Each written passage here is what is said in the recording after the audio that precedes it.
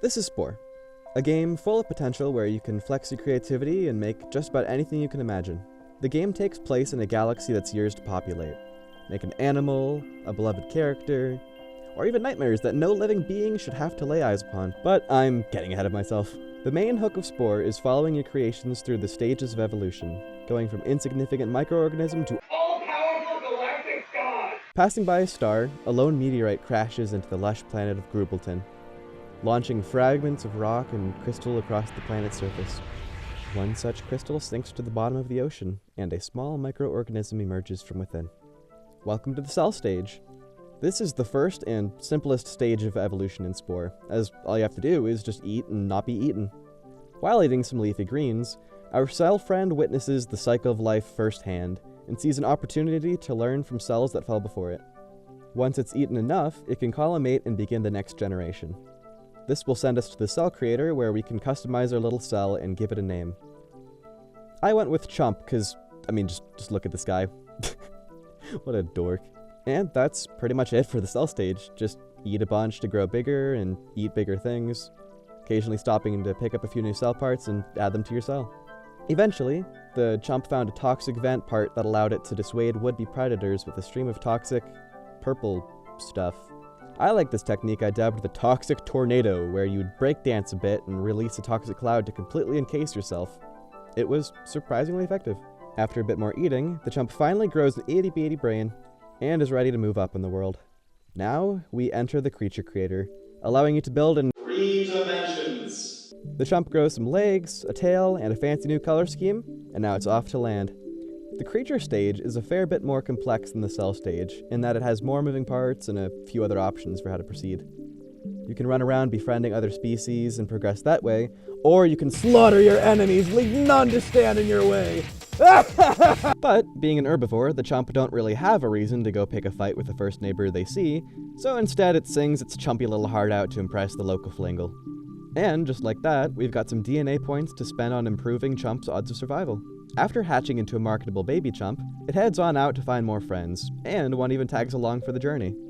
This wouldn't last long, however, as while befriending some of the locals, an alpha schlog showed up and decided to spoil the party, killing our new friend and sniping Chump out of the sky with acid.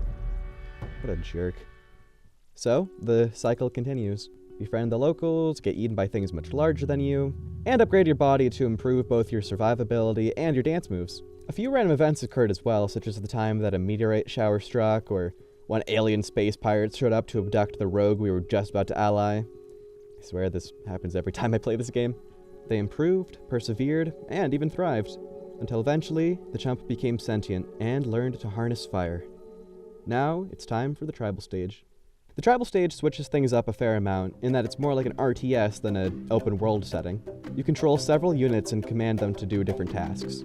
This one's honestly one of my least favorite stages in Spore, so I kind of sped through it to move on to the more interesting stages. Another species rose to tribalism, so just like before, we knew exactly what to do. Music number! After impressing them with our marvelous melodies, a number of other tribes arose, some of whom were less than friendly with us. Luckily, our great chieftain Seveters was more than prepared, so, through a combination of bribery, music, and fireworks, he managed to befriend every tribe on the continent, the only fighting necessary being fighting against the awful pathfinding. Now, we move on to civilization. After building a lovely town hall and a matching vehicle, the Chump were prepared to conquer the world. Based off of our previous decisions, the Chump Nation is a religious one, spreading the good word of toast for all to hear. They got to work converting their neighbors and managed to steadily grow their influence. Using some entirely moral and not at all brainwashing means, the Chump took over their entire continent and could finally take to the skies to convert the rest of the world. They set their sights on the Red Nation, and after several missions trips, they managed to take one of their cities. While this was going on, the Chump were periodically Venmoing funds over to the Blue Nation to keep them from attacking. Eventually, the Red Nation fell to the Yellow Nation, so we went on to convert them instead. The ever-increasing religious forces of the Chump Nation easily overwhelmed the Yellow Nation, who fell to their toasty regime in just a matter of days. After that, the allied Blue Nation agreed to merge with the Chump Nation, making the entirety of Grubbleton under Chump control. At last, it was time to set our sights towards the stars.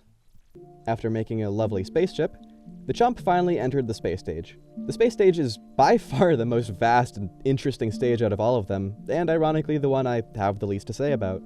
There's just so much you can do and find in the space stage, and if you have the Galactic Adventures DLC, you can even beam down and do missions in the same style as the Creature stage, just with more structure and gear. You can even level up and customize your captain, which is just another really cool level of customization that I feel like makes the DLC worth it. Otherwise, you can fly around the galaxy, build colonies, meet aliens, conquer planets, or just blast things with lasers. There are a number of goals you can achieve, such as making your way to the center of the galaxy, but at this point you can pretty much do whatever you want. Spore as a whole is a really unique experience in just how varied the game actually is. And looking back at the history you yourself can create is a really cool addition. Outside of the main game, you can make just about anything, and with the DLC you can even create and share your own adventures for others to play. The adventure creator is surprisingly complex and allows for a lot of creativity and storytelling. On the whole, Spore is a really fun and unique game, and while it certainly isn't perfect, it's a fun experience that I definitely recommend. Throw a pie at a clown? Oh, well, sign me up!